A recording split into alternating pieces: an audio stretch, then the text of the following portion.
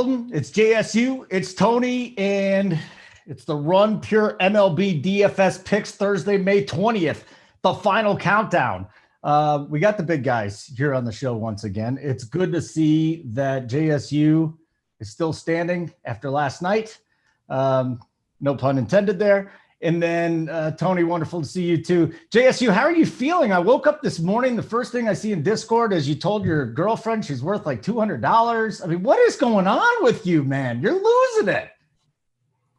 So first off, I'm feeling good. Had a little headache this morning, but a couple cups of coffee, and I'm ready to go. Big T knows once I get that first one or two, it's more the second one. Once I get that second one in me, I'm ready to go. So that definitely cured my headache, I think. Well, I don't know, maybe it didn't, but it might have made it worse. And then my girlfriend does remember that last night, and she was more angry actually that I woke her up than she was that I said what I actually said. So I'll live. How did that come about? No, I think I made a bet with K Falick because he said that normally when he goes out, him and his wife, they spend about $200 at dinner. Because we were making a bet, and I said he said you need to. We'll bet what my dinner is, and he said normally it's like $200. I said fine, deal, and then I must have went off and yeah. All right. I thought it was a lot more nefarious than that you had her worth at $200, which I would have said you were in a lot of trouble, but you didn't, and everything's fine. Yeah, exactly. Stop trying to get me in more trouble. No, I'm not. And then what? She was passed out. You tried to get some, and she's like, no. She was passed out, and I must have yelled it, and she woke up. I yelled it, and she woke up. So she was not happy about that. Tony, we got a good day going on here. We got a little PGA. We got a little baseball. We're going to talk some Showdown with the Pacers and the Wizards tonight. I've been watching baseball all day. It's been a beautiful day. I know you've been locked in. Your boy Bryson's not doing too bad. What's going on, Big T? Yeah, it's a good day. I mean, we got some golf. We got some early bases. I like these little, every once in a while, it's nice to have a little slate at night where you just got 4, 5, 6 games. Tonight we got 4. I like it. There's something about these nice little, because we play every day, and it's almost like an off day when you got an easier slate where there's not that much to look at. You're still going to play, but it's just more relaxing when you don't have to go through 12 games. Yeah, and we talk about this during NBA, JSU. You and I, you're around that 6-game threshold. I mean, I think 3 is probably, from 3 to 6 is almost my favorite in baseball, because I'm sitting here this afternoon playing a 4-game slate, and then tonight we get to do it all over again. So you always said 6 in the NBA is your sweet spot. What do you like in baseball? I actually like the bigger slates in baseball because I love when people overcomplicate it, and I feel like I have a good advantage when people have so many games and they want a piece of everything. And, I can just trim it down and go with the couple games I like and take my stand. So I definitely prefer it, though, more games with baseball. Also because of the news, right? The news is completely different. In NBA, when you got 12 games, especially right now, you are guaranteed to have just wild news going pretty much all day, all the way through lock. Baseball, we'll be lucky on a 12-game slate to get 1 or 2 guys scratched, from a lineup. So it's a lot different. Did Mangone and Rubio Dimes go head-to-head in a basketball game, perchance? Do you guys know about this? These two guys are just going back and forth, talking trash to each other. Another guy's asked me where I was last night. They had 10 guys on the show. I mean, it's not easy. You can't get in when there's 10 guys. Huh? Where were you at? I was trying to get in, and you couldn't do it. So what am I going to do? I was done. You send me a message. I would have said someone's got to get out so Holden can be in. You know what? I'll remember that for next week. You would not have kicked anyone out. For Holden, we had all that good mojo going on our show yesterday. We were rolling yesterday on the show. I would have kicked you out for him. I'd have kicked anyone out. Ooh. You would have kicked me out for him? You literally called me this morning and was like, "Why did you leave?" You're not allowed to talk about private conversations. That's not allowed on here. He's like, you left. He thought I was coming back too, I think, which was the funniest part. Like I must have said like, oh, I'll be back. I never came back. At least Sean V's back in the chat, though. Oh, Big T with the awful pick on Rory. How'd my Tampa team do yesterday, JSU? They seemed to ship me all the money on FanDuel. Sean V said, oh, they can't score. They can't be the winner, JSU. They can't be. He was talking all this crap in there. Now he's talking crap about – this is my biggest pet peeve, too, is the only reason I went in. I literally despise when people tilt on Thursdays about their golfers. It's like maybe my biggest pet peeve in all of DFS. At least let them miss the cut before you start just going on Uber tilt. It's so tilting. Like Rory is nowhere near dead. So stop. So I'm going to be honest with people. Like I don't watch until the weekends. Like the weekend is when I'll turn it on. Cause after they make the cut, like, okay, now my lineup, now I can start to like actually look. I don't like pay attention to it. I got a message from K Fallick in the Discord, and he was just like, what do you want to do with this bet now? Because you're dead. Like, you're done. And I was like, you have that K Fallick saying you're just dead on a Thursday? Well, I'll tell you right now. The bet was between Keegan Bradley and Sam Burns. And I didn't realize that Sam Burns withdrew. That is as close to dead as you could be, though. If you're ever going to be dead on Thursday. Well, I'm saying to him, I'm like, in the chat, I'm like, how is my guy dead on a Thursday? Like, I'm confused.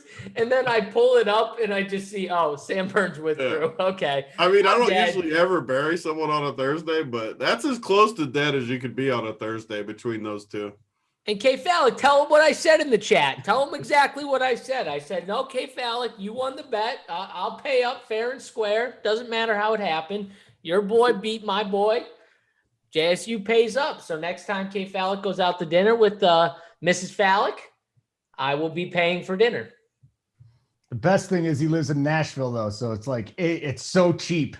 Everything's so cheap there. Now, act like it is. He told me he spends $200, so I'm ready to send him $200. Well, he probably takes her to like Capitol Grill, a really nice place. Well, he should. Well, he should on JSU's block. He better go somewhere nice. I mean, you can take her to like Outback, get her those bloomin' onions. Those usually work the trick. No, listen, if I won K Fallick bucks, I'd be taking the lady to a nice steak dinner. So he better take her on to a nice. He will. I have faith in K Fallick. Okay. I'm just happy he's letting us send him some money. I mean, get the man some money for all he's doing. That's one way to pay him. Just lose bets to him. Big T, we figured it out. Big T, you just ruined it. I was gonna say we figured out the secret. Oh man. What's the secret? I didn't even know Burns withdrew. I just told you that. I didn't know. I knew he was sucking. I didn't know he actually like totally withdrew. Yeah, he just left. No, he's done. Yeah. Back injury. Yeah. Well, that's when you can give up on your guy when they. you can definitely get them out of there if they withdraw. If they're at 3 over, 4 over, 5 over, they're not dead. If they withdraw. You can go ahead and you can pack it up for the week. I was so waiting for Tony to be like, okay, I'm going to circle back and just real quick say, now you are dead on a Thursday if that happens to you. Let me circle back real quick. Well, that's it. You're allowed to tilt now, right, Tony? Like, if you got Sammy Burns, you can tilt. I'll let a little tilt. But if you got freaking Rory at +3 and 95th right now, that's not tilt worthy. Like, that is. I don't know if I'm different. I'm even going to say, which I have as much Berger as anyone. You're not allowed to tilt Berger. He's at 4 over. You're not allowed to tilt Daniel Berger on Thursday. Do you have him at 100%? Berger? No, but I got him a bunch. Well, JSU has him at 100%, so you don't have him more than me. So my lineups are burned, most likely, but it doesn't matter. I don't really care. I think I'm different than people, though, where I don't tilt like those things, like the withdraws and like there's nothing you can do. Yeah, there's nothing you can do. You know what I hate is like the bad beats. I'll get tilted at the end when, I get the bad beats at the very end where I'm looking good and then just something crazy happens and it just completely changes everything to finish. I don't tilt like the stuff, like the crazy stuff that I can't control when it starts. That's kind of silly to me. Yeah, like, and the time to tilt is like Sunday. Like, if you're in contention, like JSU said, blah blah blah, then you can tilt. What are you tilting on Thursday for? People just like it. I think they secretly like to tilt. It makes them feel better about it. I think I should go in there and just start adding people whenever they tilt someone. I'm just gonna start saying, "Do you have Sammy Burns?" I'm just gonna start asking them, if they have Sammy. They might. I don't know. I mean, JSU had him. That's all I know. See, but here's the other thing. Like Snyder said Keegan Bradley, first round winner. I'm not even tilting that right now. I mean, there's 5 other guys. You really can't tilt these things too much. Maybe if we're down to the final hole with one of these guys catching them. Here's my thought on that, Big T. I think people are bored. I think a lot of people are bored, and it gives them something to do. And it's really uncomfortable, but it gives them something to do. It really does. It goes both ways, too, because I get just as tilted when – and I give Snyder credit. Snyder freaking has the guys that crushed today looking great. But just like when I won the Millie, like, don't get too excited on a Thursday. Like, it's the same both directions. If your guys are up top, don't act like you're just going to ship. I mean, it goes both ways. Just don't worry about Thursday. Just freaking – you want your guys all to finish even on Thursday. Like today, every guy I had that finished even, I'm thrilled. Anybody in that range. I don't care if they're 4 under or 4 over. Get me right in that middle ground. Big T's just waiting for Bryson to start tomorrow. I'm very happy with Bryson today. Very, very happy. Here, Mr. Donk. What up, Donk? This is the same Holden from the Sports Junkies. Yes, he seemed more knowledgeable back when I listened to him. Yeah, absolutely, man, because we were talking about normal sports. I mean, now I'm talking like showdown slates with the best in the business. Are you kidding me? Of course. We haven't even started talking NBA yet, Mr. Donk. Right, Donk? Holden always adds good info. No, he was having fun. I think he's a DC guy. And you better be a subscriber, by the way. If you know me from all the way back then, maybe you know Stevie Anthony too. And Gavin, the guy from the Wizard of Oz that just shows up on shows and you don't even know he's there. And was Gavin on last night? He just says things out of the middle. He's wild, that guy. Gavin, I like Gavin. Yeah, well, he's good at what he does too. What is it? RPS Heater 25% off your first payment. RPS Heater 25. Speaking of people taking early victory laps too, like Bobby Gomes sending a tweet. Steve Stricker made a birdie to get to even, and he said, the golf pro? Are you really victory lapping Steve Stricker at even on a Thursday, Bobby Gomes? Come on. Come on, Bobby. You hate to see it. We're going to do the 4-game baseball slate. We're going to do the showdown slate after the baseball slate. And, I mean, personally, guys, I know you guys are feeling really good. Personally, I would throw the showdown slate behind the paywall, but these guys want to do it for free. So you better give them some likes because they're doing something nice for you today. We got 335 watching. We got 72 likes. So you guys need to get it up.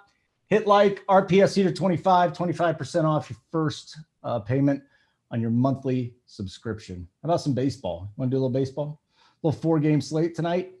I mean, yeah, let's start off with the big man who friggin' shipped again last night. What? Shipped again. Yeah. You didn't listen, of course, Tony. No, he said it was on FanDuel. I didn't know he shipped. I thought he got a really nice night. You won again? He won another second place. JSU's lying. Oh, I got second place. You got first place in the qual. I got second place in the tournament, Holden. You got to. And you owned the entire chat that was all thinking you were crazy for stacking against what's the pitcher? I'm blanking on his name now. The guy that played all season. And then the best part was too, every strikeout in the chat, D-Rock leading the whole crew like another K for Means.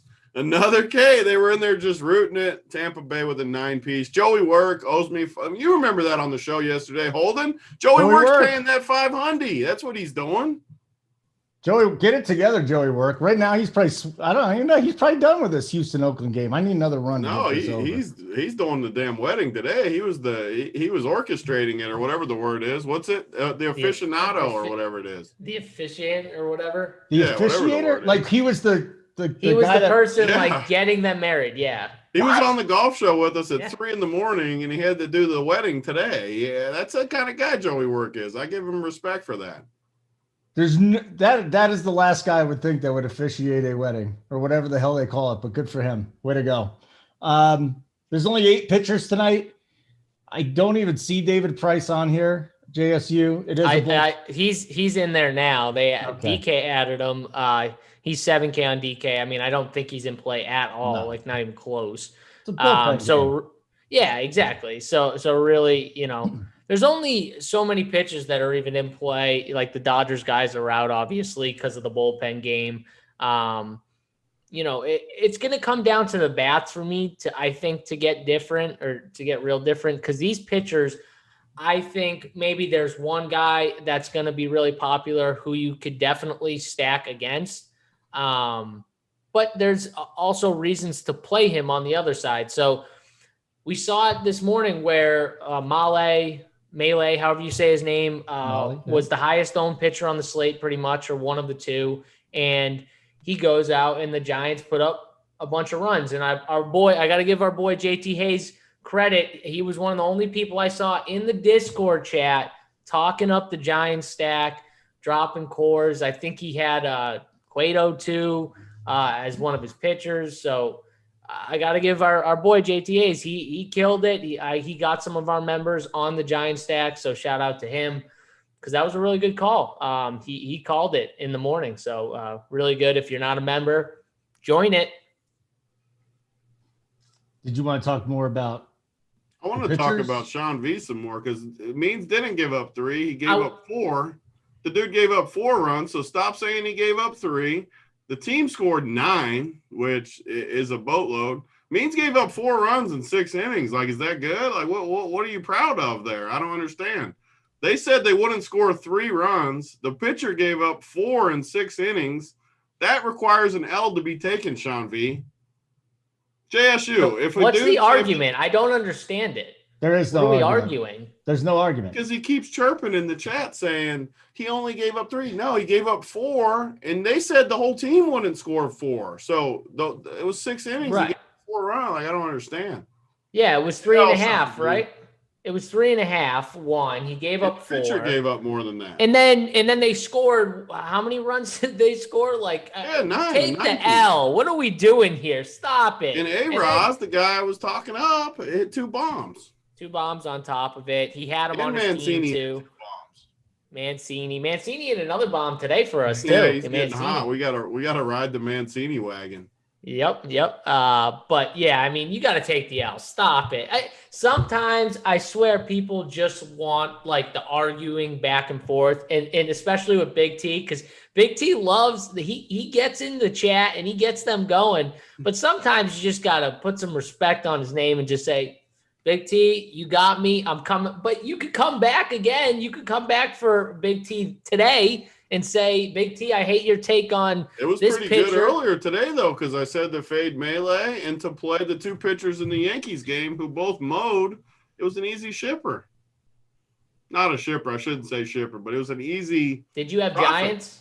Did you have Giants? I didn't have the Giants. I wasn't as good as JT. I had Tampa again. I keep riding the Tampa Bay train. They keep crushing. You know how pissed I was when I decided not to play Darren Ruff today at the last second? I didn't like Ruff today that much. Yeah, because he's playing a righty. The weather was hot here, though. That's why I didn't like Melee. Living in Cincinnati, It was hot as shit outside. I didn't want to play a pitcher in this heat. I'm shocked if you didn't like him. You didn't play 1 or 2 bats against them if you didn't like them. I should have. Yeah, Longoria. We talked about this though, and you were against it. So maybe it's just your strategy. You're not with it when it comes to those. I always feel like if you don't remember, we were talking about this with Cole that time where you were against playing any batter, and I was saying I think it's a good strategy if you're fading Garrett Cole, who's going to be 70% owned, and you were against it. Well, I think that strategy. When the pitcher's Melee. Well, yeah, I mean, Melee and Garrett Cole are in different stratospheres when it comes to actual pitching talent, obviously. But I'm just saying, strategically, Get out I of here, think Bradley it's similar. Stevens. Acts like he never loses. I lose plenty. You weren't here for football season where I lost every week and took my L's every week, Bradley Stevens. You don't think I won't interact with chat? I'll interact with your ass. I took L's all football season. I'm allowed to take W's. What are you talking about? Get Bradley. I don't even know if Jared knows how to boot people. Boot freaking Bradley. Steve needs to get some bench. Before he gets booted, though, he needs to hear this. Just because Big T goes on a heater and he's been winning a lot recently, which he has. I can't help it if I'm on a heater, right? Yeah, I mean, I'm giving him credit. That doesn't mean that before that he wasn't losing. Like, I mean, we all at certain points have downswings where we lose. I swear, Tony, we just need to do a podcast where we just talk about this, because I would love to actually explain to people how like the real world when it comes. The funniest part is before this heater, I literally came on one of these shows with you. JSU was on it, I think. I said, I've been doing this for 6 or 7 years. The first losing year I had was last year. I literally came on and talked about it. I said I lost $100K in the Super Bowl to start the year, and I never got it back through the year. I never got back across zero. I said it on a show. I took the L, literally said it, admitted it as someone that sells his picks. And yeah, 2021 has been very different. I've had a very good year, my best year, and it keeps coming, and I hope it keeps coming. I'm not going to apologize for being right a lot. I will take victory laps. It's what I do. What do you want me to do? You should be happy if you're doing good. I got the next person to kick out if he starts talking about my barber, this Billy Deacons. What are you trying to say? He says the cut is sharp, no lie. Need to find a good barber. What do you mean, good barber? Do you see this? What? Good barber. Jason, he doesn't mean it. Let me ask you. Did your wife ever know what you win and what you lose? Does she ever ask you that? Did you lose $100,000, or do you tell her that? Or is that something like, me? Get back to me? Yeah. My wife has never once. I just put Bradley in a timeout. It felt good. That's the first time I've ever done that. Good job. But, yeah, no, my wife, this is true too. My wife has never once said anything about the money, good or awesome. Bad. She didn't know for the Super Bowl, she for sure knew we got killed, but she doesn't care. That's good. JSU, does your woman ever ask? My bad. Okay, never mind. We're not kicking Billy out. He meant he needs a good barber, like my barber. Well, if you come to Massachusetts and you come down here, we can hook you up. JSU doesn't know how to take a barbershop. compliment. That's what happens when you compliment him. He gets sensitive. He starts acting like someone's making fun of him. Like when I say he's the best player in the world. I mean, I'm too. He gets you know what it sensitive. is? I'm too used to being made fun of by chat. I'm too used to the short jokes and everything. My haircut. My hair was a joke for a long time. People always made fun of my haircut and my beard and everything. So don't act like I don't get made fun of constantly, Tony. And you're the driver of it. Get in now, yeah. Beautiful. Holden, you're talking about something that has nothing to do with the show right now. Go over. I'm happy. God. What? The only bad part is you're definitely not going to win your first round leader bet.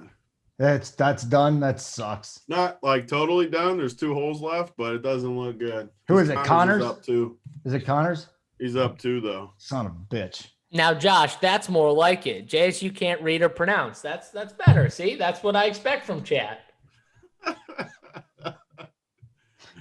I love when people shit talk me. That's my favorite part of chat. Yeah, that's why we do good with these, because people think they're gonna get under our skin saying that. And Holden's the same way. That's why we got good vibes on here. I mean, there's nothing people are gonna say to us that whatever. Maybe we shouldn't talk about this because then. Yeah. You think you should? Did it feel good to block someone in the chat? Do it. Just pick someone random out. Block. No, you can't just pick someone random. Block Keith Alec. That'll be fun. That is bad. I wonder how long I put that dude on block. I wonder when he's going to come back and chirp again. So is it like a 5-minute timeout? Is he on a timer? I think it said 300-second timeout. 300 seconds. Okay. What about the Reds today, Big T? Well, I don't know. What about them? No bueno. All right. JSU, can we finish the pitchers? Yeah. We'll go back into the pitchers. So let's do that. The guys who are going to be chalky on this slate, Alcantara, Vince Velasquez, and is it Smiley? Drew Smiley? Yeah, Drew Smiley's thrown against Pittsburgh today. Yeah, so those 3 guys I think are going to be the 3 most popular pitchers due to a few things, but some pricing. Velasquez is cheap. He's had 3 really good games in a row. And he's going up against a Marlins lineup that is kind of watered down. Now, Vince Velasquez has always been a pitcher that honestly I've been stacking against for a long time just because he has normally been wild and erratic for a lot of his years when he's pitching. But the recent showing his last 3 games, at Toronto, at Atlanta, and Milwaukee, which Milwaukee's not very good, but those other 2 teams are pretty good, and those are tough ballparks to pitch at, especially Toronto, where it's like literally almost, it feels like almost Coors Field. And he did pretty well, gave up only 1 run. Now he gave up, his problem is home runs and walks at times. He will give up a home run or 2. He's given up at least 1 his last 5 games, but at the same time, at 7,500, he does have upside at that price tag. So I think it comes down to how you want to attack it. Do you want to attack Velasquez, who has at times given up home runs, can walk a lot of people, and he's going to be probably 40 to 50% owned on this slate. So how are you going to go about it? I'm still kind of going back and forth on if my main lineup is going to be Alcantara, who I think is the better pitcher just overall right now, but he's also 9,300, and Smiley, who I think has a pretty solid matchup against Pittsburgh, and another guy who's looked, pretty good his last 2 starts. But he's not like all these guys to me, they're not like sure locks. This pitching slate is not very good. No. And then you got Pivetta, who's in a really, in my opinion, it's a bad ballpark for pitching. Obviously, I just said it in Toronto. And Toronto lineup, they do have some dangerous bats. So it's not an easy lineup either. But Pivetta's been really, really good all year, pretty much. Very consistent too. So if you're looking for consistency, he might be another guy. So those are the 4 pitchers I have in my pool right now. And the guys I'm really going back and forth on right now as my third pitcher is Pivetta or Velasquez. I'm probably going to end up playing Smiley, and I'm probably going to end up playing Alcantara. Okay, Alcantara's in there. Alcantara, sorry. That's all right. You go. I'm not gonna. Don't worry about it. All right, Big T. What do you mean? You're supposed to correct me after. I did correct you. You're supposed to say JSU, so it's not Alcantara, it's Alcantara, or whatever you say his name. Alcantara. Thank you. I'm gonna mess that up the whole show. So we will have David Price on here. It's a bullpen night for the Dodgers. We got a bunch of mediocre stuff running out there tonight. Guys that would be SP2s on a lot of nights. You heard JSU's got 4 guys there. You got 4 guys, 3 guys, 2 guys. Who you got? So there's only 4 games. The Dodgers game's out of play for pitching. Like you said, you got David Price bullpen game. I'm not going to play an Arizona guy against the Dodgers. Toronto's been the best hitting park outside of Coors Field. Easy to fade pitchers there. Although, on a 4-game slate, you can do crazy stuff like play Pivetta against Toronto, knowing the leverage goes the opposite way. A lot of people will want to play Toronto. Pivetta's been pretty good too. He's been solid, but I'm not going to do it. I've kind of taken the approach to just play the best plays all season, which has been good. You can still get contrarian. So that leaves us with only 2 games of pitching. You look at the Pittsburgh game, I'm not going to play Will Crow against Atlanta, even though Atlanta's struggled. So we're literally down to 3 pitchers that quick to play 2 of them. That's where it gets more interesting. It's tough for me to decide between the 3, honestly. And I don't know. There's not that much difference. So I guess you can look at the lineups, at what you're going to be facing. And Smiley against Pittsburgh definitely has the best matchup for me. So I would rank him number 1. But the downside to him is I trust him a lot less than even Velasquez and Alcantara. I think I trust those 2 a little bit more, as crazy as that might sound. Smiley he's been good this year, but I still don't fully trust him he just has games where he walks a bunch of people. You look back, Arizona and Toronto, the end of April, he had 2 just total stinkers, 4 walks, 2 walks, 4 walks. He walks a bunch of guys when it goes bad. But I mean, it's a 4-game slate. It's 2 games of pitchers. It's these 3 guys for me, and just to be honest, I don't really know how to separate them. They're all very similar to me. Tony, I'd rank them Smiley, Velasquez, Alcantara, though, if I had to decide. I have to cut in. Tony, you need to respond to our boy Bradley before he goes back in a timeout. Just kick him. Is he back in there? You guys are fools because every ticket they give away is a promotion they receive from DraftKings. No, we don't. Stevens. Yeah. That is the most incorrect thing. Nope. The dude is just trolling, though. We can't even. Let me see how I don't know. Everyone says he has. Put him on another 300-second timeout. We'll just keep putting them on 300-second timeouts. That is completely false. So that's just terrible. It's bad mojo. This trolling. Is what we talk about. He's one of those guys, and who knows who it is that he's back on 300 seconds and says, "That's all you can get is 300 seconds." You can only get 5 minutes on a ban. I don't know how to do the other part of it. Oh, you just got to keep renewing it 5 minutes. Let him come back and chirp something, and then put him right back at 300. Can you imagine whoever this donkey is out there just trolling us on a free show, just waiting for his 5 minutes to be up so he can post again? He's probably got a secondary account where he's posting in there, something like that. He's ready. He's got his 300 seconds. Almost makes it better though that he's just waiting to come back in and chirp, and then we put him right back on 300 seconds. It makes it even better. Right when you see his first post, you just put him back on the 300-second timeout. Yeah, Landa, that's right. I don't even have to read the message. If people want to read it, they can. But that's what JSU does. That's real money. That's from JSU. That's not from DraftKings. And it's a good point, West Coast. Because seriously, even if we did get free tickets from DraftKings, it's still pretty cool. We would have been giving them out. But no, that's what I was going to say too. Like, what does it matter anyways? We're still giving the ticket. They wouldn't get the tickets without us doing that, even if it's not true. But if it was, like, the whole thing's just ridiculous. Yeah. I mean, we try to be nice, give out stuff. The dude is just a troll. So everyone else is happy about what we do. It's just doing a good job too. Just trolling. Nuggets man of the people. I have 6 accounts. Yeah, I think a lot of people just have a lot of accounts, and one of their daily routines is to go drop in on different shows. It is easy to do it though. Ever since we've had to close out some of these shows, I figured out how to do it. And I have the Run Pure, I have the Tony at Run Pure, and I have my normal. So I have 3 accounts I could do real quick. Just boom, boom, boom, if I wanted to.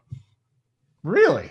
Yeah. All right. Well, it's super easy. So I can see how the trolls come in one swoop. Like, it's always one person, I bet.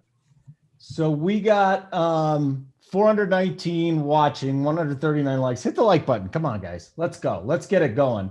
Let's see here. Philip Pike, guys, the only proven fact is that JSU would lose a fight against 28-year-old kids. We need to go back to that. We need to revisit that conversation because we do. Why are we revisiting it? I would own them. That's what I say. No, I would own them. No, all 20 of them. You know what? But wait a second. No ringers. All right. I don't want anyone in the chat. Oh, my 8-year-old 6 feet tall already. You know, I'll bring him to Kentucky. Tony's getting these ringers. You know, these kids that are taller than me or as tall as me. I gotta get all the advantage I can. What? All right, with 20. Yeah. All right. What if my kid has a thyroid problem and he just happens to be 6 foot? He's still 8. You can't beat up a 6 foot 8-year-old. No, I'm saying there's no ringers. I saw people in the chat like, "Oh, Tony, I'll fly down with my kid to Kentucky and meet you at JSU." There were people in the chat saying that last time. I was like, "No, that's cheating. That's cheating." Because you know, if a dad's doing that with their kid, that kid's ready. I don't want to face 20 of those kids. Yeah, you can't be afraid of one 8-year-old, dude.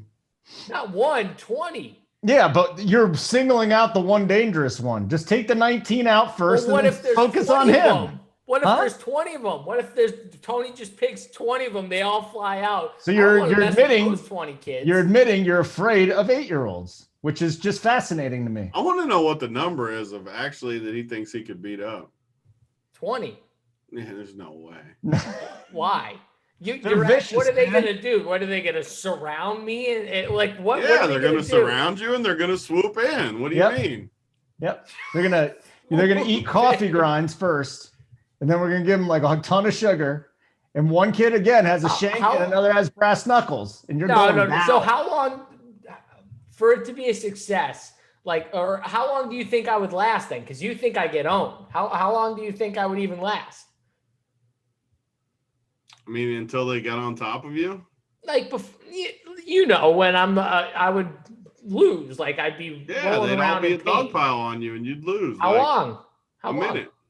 A minute? Whoa, that's too fast. Once they surround Tony. you and just move in. No, they're not zombies. They're not gonna like surround them. Where was this fight at? Like, is it in a ring where he can't run? If it's in a ring, like he's surrounded already. Correct. Well, but if it's in a ring, it's like a stadium, right? It should be like the old WWE though. Like, bring the cage down. He's got nowhere to go, just in a cage. You want to put me in a cage now? Yeah. What?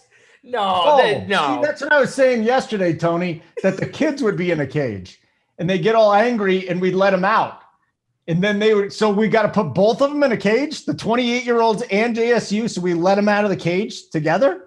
All right. See, now I have to put Bradley back on a timeout. It's my favorite. You're taking away an advantage. You put him back on timeout. I just put him back. It's my favorite.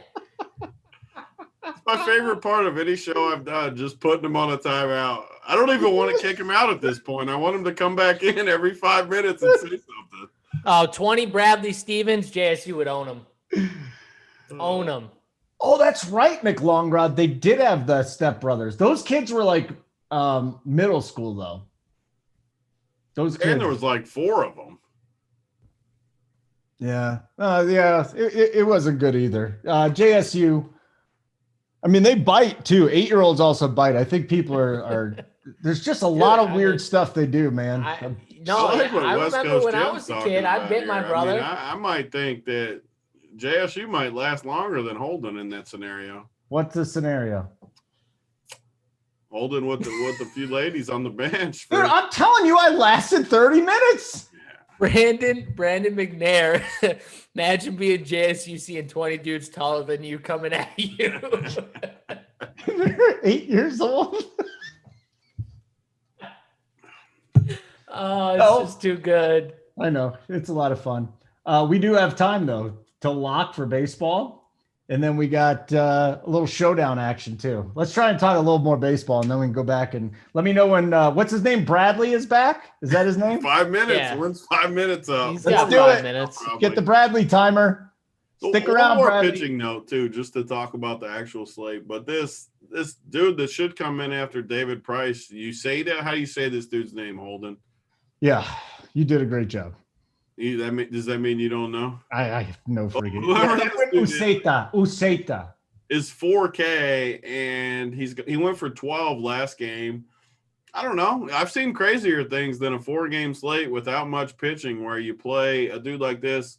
You look at the Toronto pricing. I mean, these guys, where are they at? They were super expensive last night. I mean, these prices are outrageous. 6K, 5.9, 5.8. To just play all big bats. I don't think it's the craziest thing in the world to play this Uceta guy.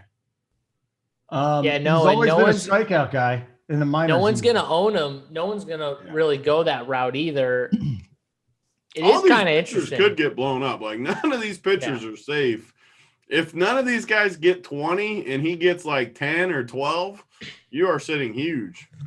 This is a good point, too. Like, I could see a scenario where all these pitchers get like 15 even, not even just blown up. Like, just like no one gets like the big game where they have like 25 and 30 and you need them, on this slate. Because I think if one of these pitchers gets like 30, you're probably going to need them. I don't see like 2 or 3 going for massive scoring games, like 25 plus fantasy points. But I could easily see even Smiley, and I like Smiley. I think he's got the easiest matchup, but I could see him getting, hit around a little bit and struggling. Same thing with Velasquez with the walk problems and home run problems always. You could see him giving up 2 bombs early, right? So I don't know. And Alcantara is probably the one that I feel the most comfortable with, but he's also 9,300. So you're paying a lot for him. it's not the worst call at all. And the kid, you go back, it's like 13.5 Ks per nine in the minors, but he's a strikeout machine. You just got to hope that he gets you at least 2 innings. Because if they roll him out there, he will too. I mean, as long as he doesn't just, I mean, if he gets like blown up, he won't obviously. But if he pitches decent, he'll go 2 or 3. I think. All right, then he's in play. Yeah, I mean, he's went 2 or 3 innings pitched in all 3 of them. So I mean, yeah, because we're not going David Price, right? JSU, we're not playing David Price. No way. Stick a fork in David Price. I mean, the chat is all about USADA. I'm starting to sell myself. The chat's loving it. You sold me on him. One of 2 lineups will have him. You're selling me on him too, because honestly, even though I think Smiley and Velasquez, I get why people are going to play him, but like, they are uncomfortable at the same time, in my opinion. Like all these guys are. So it's going to make my construction too completely different, which is the good thing about USADA. The chat is loving this USADA call. 5,600 on FanDuel, guys, that we're asking in the chat. I wouldn't play him on FanDuel. Okay. Like he's not. Bradley thinks of him. Oh yeah, How much time we got? 2 minutes from now. Oh, 2 minutes. All right. Hey, hit the like button before Bradley comes back and hits the down button. All right. Help us out here, guys. I can't wait till he comes. This is just terrific. Absolutely love it. USADA. Because I hate all the other guys. Alcantara, Smiley, Pivetta, Velasquez. Like, which one of those guys is going to blow up? 1 or 2 of those guys have a good night. Good luck. Unless you're playing like 4 or 5 lineups. Good luck getting that combo right every single time. All right. Good. Offense. Let's do that. RPS Heater 25. You haven't signed up, by the way. If you're just showing up, having a good time today, talk a little baseball. JSU called me today. He goes, hey, man, you want the day off? Like, I don't want – what else am I doing? I got to work tonight. I don't want the day off. I'm hanging out with JSU and Tony. Let's go. Let's go win some money tonight.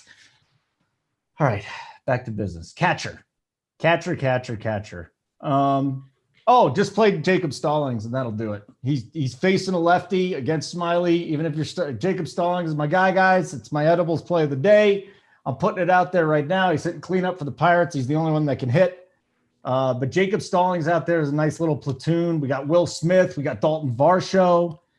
Our guy, JSU, Donnie Johnson, if he's in the lineup tonight, do we have that Toronto lineup yet? Let me see. No, it's still not out yet. So still waiting on a Toronto lineup, but give us a little rundown here of this catcher position, JSU. I'm going to go plug my computer in. Yeah, so I do like the Stallings call. Even like I don't mind Smiley here. Obviously, I talked about him a little bit, but he was the one Pittsburgh guy I did circle that if I was to play a bat in a lineup that I didn't have Smiley in, I would definitely look to him. So 2,900, he's hitting cleanup. Yep. Like I said, if you're not rostering Smiley, Smiley is going to be very popular on this slate. You might as well take a bat from him in a cheap bat at a position like catcher where there's not very many great options anyways. So I like it. I think he's a really good call. Danny Jansen, if he makes or cracks the lineup, which we still don't have yet, if he's in there, I can still play him. He's under 3K. He's 2,800. He's looked good recently. So if I was spending up at the position, it would be Contreras for me, 3,700. You could play Vasquez, but it depends on what you're stacking. I think at that point, if you're stacking Boston, you want Vasquez. Yeah, I'm fine with that. But I think Contreras overall is my favorite play if I'm spending up. Well, that might be what it comes down to. Big T, like whoever you're stacking at catcher, is there one guy that stands out to you? Yeah, I mean, I don't know about stacking on this slate just because it's such a weird spot where I don't know.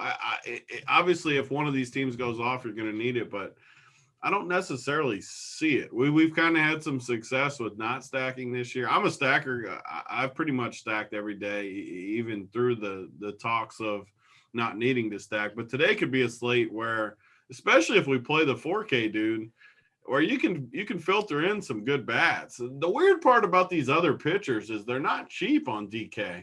I mean, every one of them except Velasquez, 9K, 84, 96, 9K. I mean, these guys are expensive. So that's another reason to play the 4K guy. It's just, it really gives you a leg up with the bats. But catcher, I mean, it's ugly. It is really ugly where I never want to play Chad Wallach or whatever his name is. I don't even think I can click. Like, even if I stack Miami, I don't think I can play that dude. He just sucks. Knapp, I can't play him. I mean, I don't know. Like, I'm looking across the board, and Will Smith is just clearly the best play.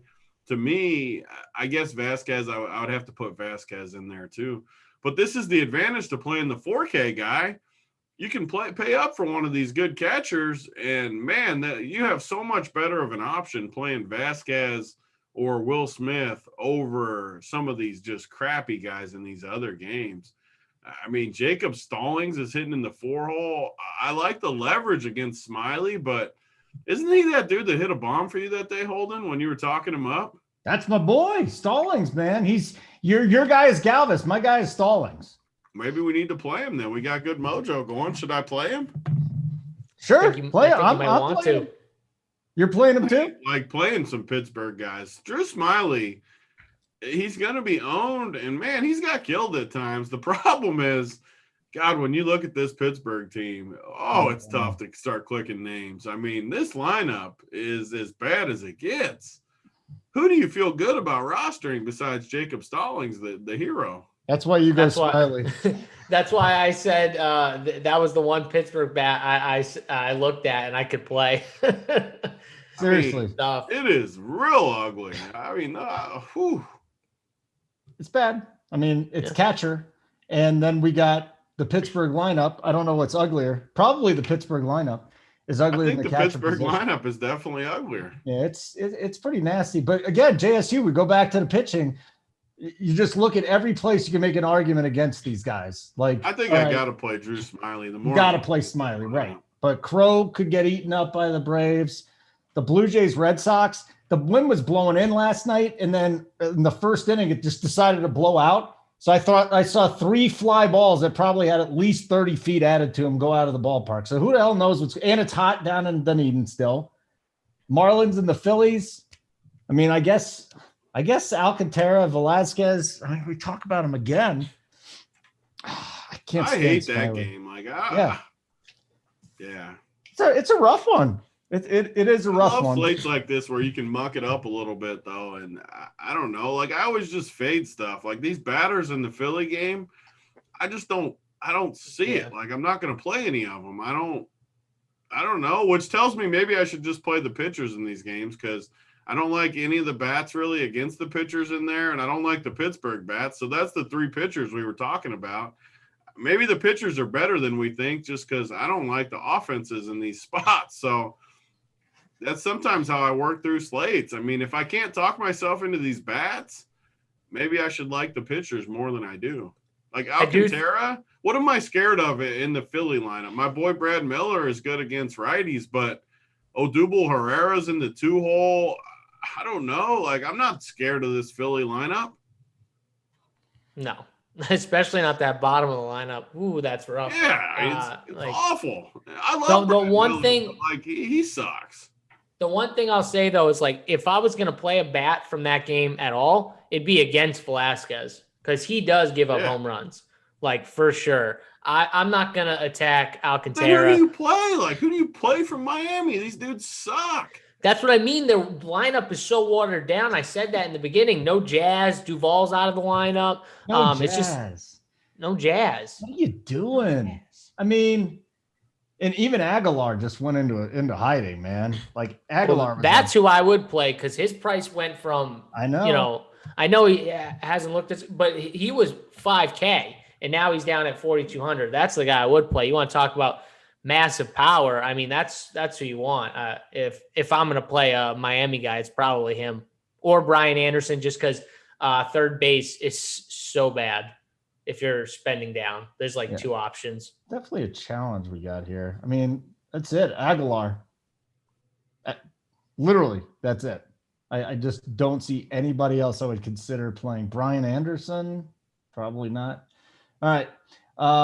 We're 40 minutes away from lock. All right, we got time. And then we're going to do some Showtime stuff. Some Showdown. We're going to do some Showdown stuff for the NBA tonight with the Wizards and the Pacers. A game I'm extremely excited about. Let's go Wizards, man. Let's go get this win. They looked like crap the other night. Then again, they allowed Tatum to get 50. I mean, Jesus, like try Found playing. another catcher too that just as I'm looking through it, but this Varsho dude that I don't even think he's a catcher. Is he plays outfield a little Dalton bit too? Varsho, you like him? If he's in the lineup, I don't know if he'll be in the lineup, but he's 2,200 if he is, and he's not that bad. I don't know. The savings seems to work. I don't know if he'll be in the lineup, but if he is in the lineup, I would definitely he'd be in play for me. His dad was a really shitty player at the Cubs, but he's a shitty player himself. So he is. You're right. The family lineage continues, but somehow he made it. First base. See, Big T, this is the interesting one here, because I feel like one of my two teams is going to have this Toronto-Boston, and the other one's going to completely fade it because I don't think there's going to be like a 4-3 final.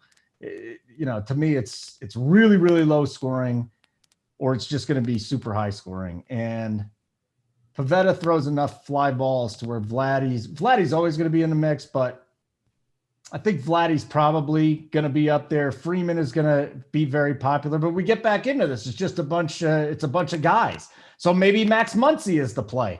Who the hell's the play at first base? This has really turned into an interesting slate now. Yeah, I mean, first base is one of the loaded spots. You got all the best plays at first base as JSU's boy, Phil Mickelson makes another birdie. Or actually made a par, but he's 200 on the day for JSU. He crushes Thursdays. We need to start playing him on Thursday showdowns. But first base, all the best guys. Freddie Freeman, who's got it going a little bit. Vladdy, obviously, his murdered right-handed pitching, especially in this park. It's going to be hot there, like you said. I mean, you have to like him. You have to like Muncy. You get the cheap plays like Yoshi. I know DC was talking him up yesterday where Tampa Bay just kind of got rid of him because he was terrible. The Dodgers think they can fix him. I'm not convinced, but the dude is 2,100. So if you do pay for pitching, you can definitely play. And he's eligible in outfield too, but can play him. And then you got, if you do want to stack Boston, which I'm interested in stacking Boston against Steven Matz, these guys, this is how you can get different. Dalbec and Chavis in the 8 and 9 hole are eligible at first, and then Chavis is first and second. We always talk about this, but if you go 8, 9, 1, 3, 4 type thing with Boston, love it. I love that. So a lot of guys in play for me at first base. We'll lock in on a few guys at a different position. I'll tell you this much, just from the eye test, watching Bobby Dalbec has like arrived finally. He's shown up. He's a guy that I have no problem rostering tonight. And obviously we've got a lefty going against JD Martinez. So we can talk about Boston, but JSU first base, there are some options here between Freeman and Muncy. Anybody else you see there? Yeah, I mean, so I don't think Muncy's in play at first base because I think he's a great play at second base on DraftKings. So there's, like Big T said, there's so many good first basemen. If you can get a guy who you like Muncy at second base, I might just do that. But he's in play, obviously, just either way. Agree with Big T that there's so many good options. I think Bobby Dalbec, though, Tony said he likes that 8-9. I love that 7-8 stack with him and Renfroe. I think that's a really nice little mini stack, cheap too. So I like these Boston guys, even the ones I can see myself going 7, 8, 9, wrapping around 1. That's a really cheap team too. If you like double paid up for pitcher and got like 2 pitchers in the 9K range, you needed a cheap stack. That's a cheap way to get Boston hitters. So I like that. And then what do you like, Freddie Freeman. I want to ask you about one guy though, Kike tonight. Like, is he fine? Is he a guy that could just take down the tournament, or is he just a guy you throw in there with some other Red Sox? I mean, if I'm playing Kike, I'm going to try and make sure my lineup is somewhat unique. Like I explained, if I do that 7, 8, 9, 1, 2 stack with Boston, that's going to be somewhat unique on this slate, I think. But like, I'm not going to play Kike in a 1 through 4 Boston stack unless I feel like, I don't know, like my pitching is unique. Like I go for the Dodgers pitcher, that Uqueda guy. Like I need to make sure that on these type of slates where I'm trying to take down a tournament, I'm finding a way to get unique. Because, yeah, Kike could, he could hit a bomb. He did it last time he was chalk. And, he had a really good game, hit a bomb. So, yeah, 3,500. It's too cheap of a price tag for a Boston hitter in the one hole, in a good hitting park. But, again, I always look at it more as my roster construction and how it pertains to the slate. And so if I have a chalky hitter, I have no problem playing a chalky hitter, but I'm not going to play him in the way that everyone else is going to play him. I'm going to play him in a different way where I know my lineup is going to be somewhat unique, so I can hopefully take down a tournament. I don't want to tie on these smaller slates. I want to be different. Who's the top spend up tonight? This is just because I'm just looking at my own construction. In the outfield, Acuna, Betts, JD Martinez, Bryce Harper. You're already moving us to the outfield? No, I'm not. I'm asking second, you. third, and shortstop. Well, don't worry about that. I'm building my own lineup right now, so I'm interested. Who's the top? Okay. Who's your top spend up tonight? Would it be Harper, Martinez, Betts, Acuna? I mean, you're going to be able. If you play Seta, you can play anybody you want tonight. Basically, anybody. I mean, these Braves guys have been rough for me. I feel like I roster them and they just don't come through for me. Outside of Freddie, who has had a few really good games the last week or so. But, man, I feel like Acuna is the best spend up, but JD Martinez looks really good to me as well. Those are just the first two guys. Yeah. Like, if I had to pick two guys out of that 5K range, I think those are the two guys I would pick. Is Marte going to be back in the lineup? Is Ketel Marte? I mean, I don't think anyone's going to play him. And coming back, he was out for a while too, right? Like, he was out for over like a month and a half, right? Darlin Marte? No, Ketel Marte. Oh, Ketel Marte. Yeah. Yeah. I mean, no one's going to pay 5.4 for him. Sandwiched in between JD Martinez, Bryce Harper, all these, like, he's really interesting if he hits the lineup for tournaments.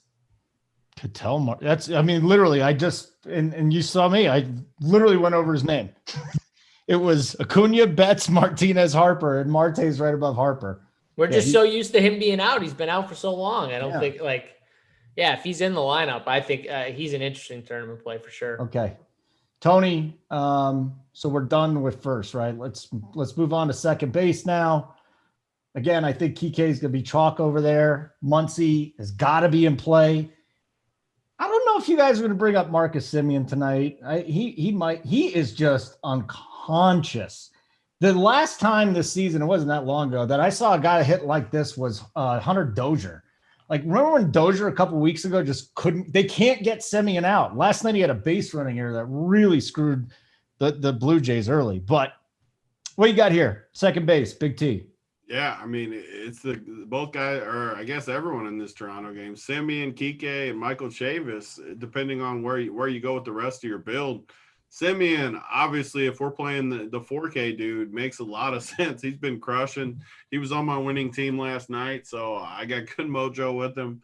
Toronto, they're going to be low owned again. It's just what's going to happen because of these prices. These prices to play – it's just wild that in baseball on a slate without much pitching that we like, you can play Semien, Bichette, and Vladdy and be contrarian.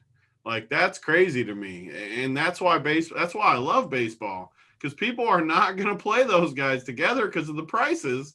And they're clearly like the highest upside spot on the slate. We talked about it yesterday. We talked about it the day before, and I'll say it again today. If you're playing Toronto and you play 1 through 5, no one is going to play that. And it's wild to me that you get the best park, the most upside, and a good matchup, and no one's going to play it. I'll leave it at that. I mean, I think Semien's for sure the best play, and Kike's the best value play. Super easy position. If you're stacking Boston, I think Chavis is a great play. So I think it's maybe the easiest position to decide. It just depends on where you go with your roster construction.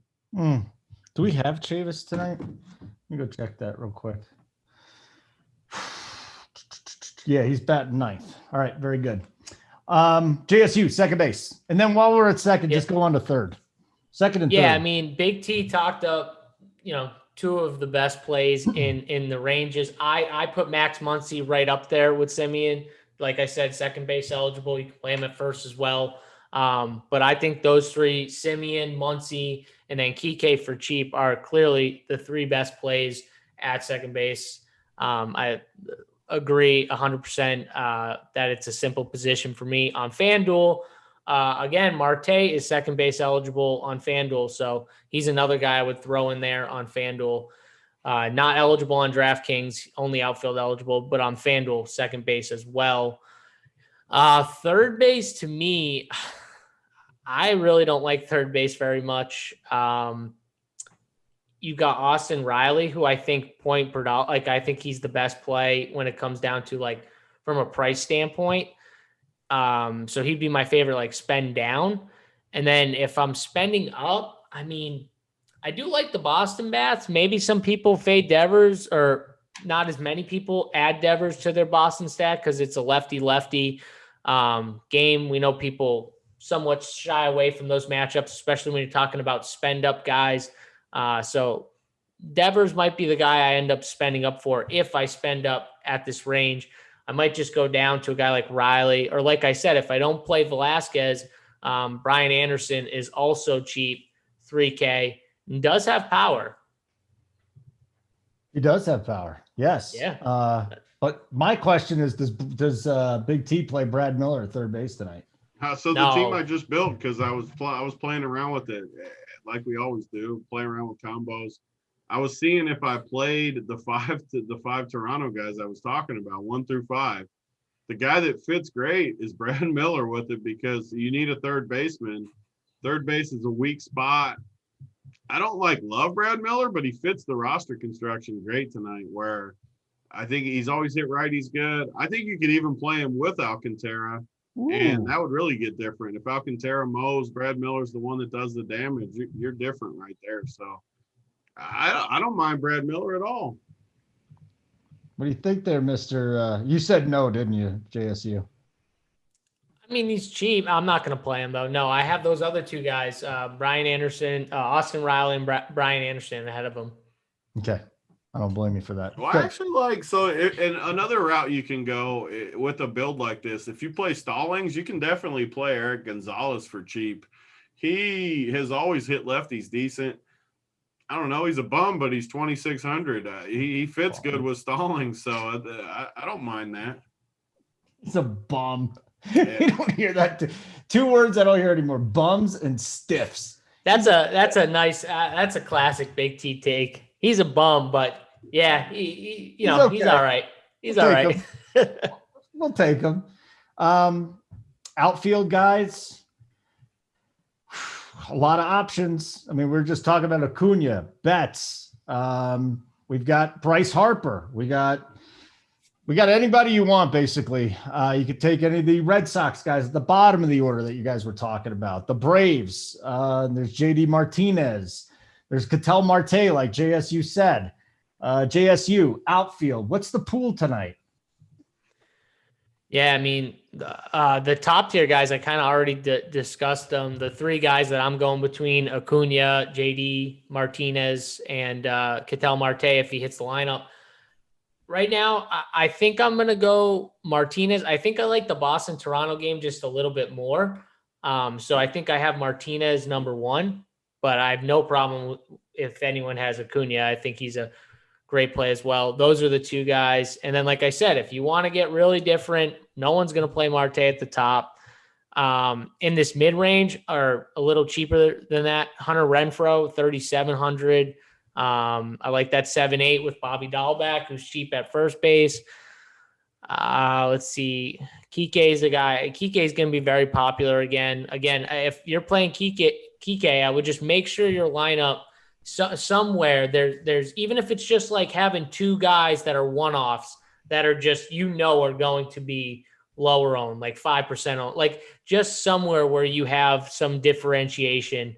If you're going to play some chalk guys like Kike. But yeah, I mean, it's a good, we have solid options in the outfield. I think the Boston-Toronto game is where I'm going to get a lot of my outfielders from. Honestly, that's where I'm going. But We'll see.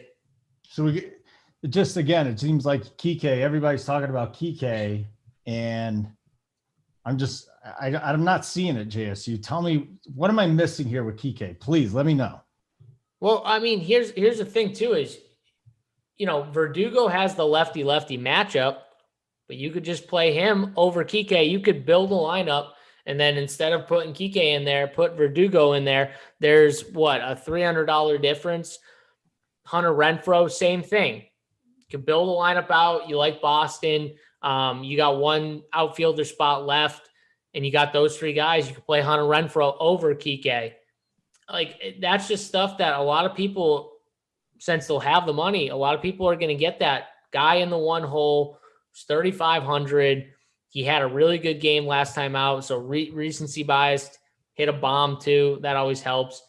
They're going to go there. So that's a way to be different. You can play the guy with the lefty-lefty matchup or the guy lower in the order instead of a guy like Kike.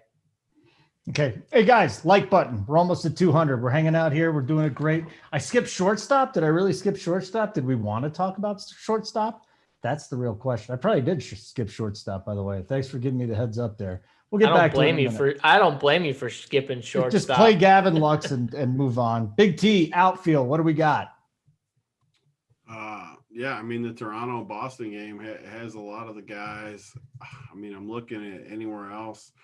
Not going to play Dodgers guys. You can always play Bryce Harper and Acuna, like JSU said.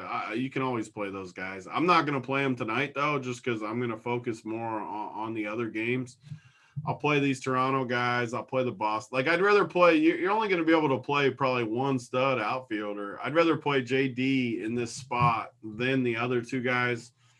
I'm not going to play everyone. It's just what we do. We take our stands and go with it. So I'm going to fade Harper and fade Acuna, but believe me, I get it. If you play them, they're always good plays. So you can play them. I'm probably going to go there. I'm looking in these other games. I'm not going to play any outfielders in the other games unless it's just a total filler type play in a stack or something, which, like, if I play that team I said I played with Stallings and Eric Gonzalez, I would probably play a Pittsburgh outfielder with that, whether it's Reynolds, Polanco. I don't really care, just because it's roster construction. I'm hoping Smiley gets blown up when I play that team. That's where I'm at. Okay. Well, I think Polanco's 3K on DK at this point. Holy moly. I mean, literally no one's going to play him lefty-lefty. And yeah, nobody. It seems horrible on paper, but these are the plays that can win you a tournament, because if he goes off and Smiley just gets out of control and Stallings has a big game, that Pittsburgh team could ship something for you tonight. Okay. That'll do it. Any other words we want to talk about baseball before we move on to a little showdown slate? If you guys people wanted some shortstop real quick. Again, I forgot the shortstop. Yeah. What do you want to do? So Xander's probably going to be the most popular spend up. Bo Bichette, like Tony said, I don't think people are going to pay up for, or more people are going to pay up for Xander over Bichette. So Bichette will be lower owned. I think he makes for a nice tournament pivot there. And then I agree with Holden. Gavin Lux, 3,600. If you're spending down, I think he's the best spend down option to me, clearly. So it's a simple position for me. If I'm spending up, it's between those two guys in the Boston-Toronto game. If I'm going down, it's Mr. Lux. I don't know who Rhodey is, but I will just say he came up with one of the better gifts I've ever seen in my life. It's you in a ring with an 8-year-old, JSU. And it's pretty good. It's pretty good. I like it. You're not winning either. That's the problem. I'm not winning? No, you're not even winning. Oh, Rhodey. No, there was a video of these two little kids from Kazakhstan, and like the dad has the two of them beat the shit out of each other all the time. I guess they're like professional 8-year-old fighters. This 8-year-old fighters. Yeah, they are. Hey, listen, I don't make up the rules. I'm just telling you that's what's going on with these guys. That's what's going on. Hey guys, you got any more questions? Maybe I'll throw a couple out there, and then we got we got lock in 20 minutes, and then we're going to talk about the showdown slate too. So Matt Rappaport, is Yoshi a good spend down? I mean, the guy just doesn't even touch the baseball. He sucks right now. I don't care if he hits in the middle of the Dodgers lineup. I can't pull the trigger, guys. I can't play Yoshi. He's been so bad. And bad. I mean, oh, man. How does Rappaport get his name in? I can't play him either. You can't play him either, right? Yeah, I can't play him either. Is Rappaport's name colored on your YouTube screen? Yeah, it's a different color. Yeah. How did he get that? Does he know that's how it's done? Well, you figured out how to kill somebody for 5 minutes in the chat, right? I just booted him finally. I got bored of I figured out how to skip him for good. I got bored of the 5-minute thing. He was wearing me out. Okay. That's when you know it's over, when Big T gets worn out from you, like in the chat. He loves the chat. Once you start to wear, he just kept going though. It was like he'd come back every 5 minutes and just I got bored. You got to say though, I mean, he was very focused in on trolling. Like he was going for it. It didn't work out for him. He wasn't very good at it was the issue though. He just No, I just meant he was dedicated. I mean, like he was dedicated for sure. Yeah. So as far as Yoshi goes, I mean, I wouldn't touch him, so I wouldn't even bother. JSU, are you afraid to fight Big T? Spencer S. Yeah, he's afraid of it. Afraid of Big T? Big T is like the nicest person alive. I don't think people still don't understand Big T is like one of the nicest people I've ever met. Like, I don't think people understand this. I don't know how many times, Big T, I can't say it enough how nice you are. And people still, they must just think I'm joking. Like, I'm dead serious. He's like one of the nicest people I've met. Like, and I met a lot of people in DFS. Not everyone is nice or whatever. Some people think they're the man, the shit. Like, Big T's not. Like, Big T is just, he's nice. He's nice to everyone too. I respect it.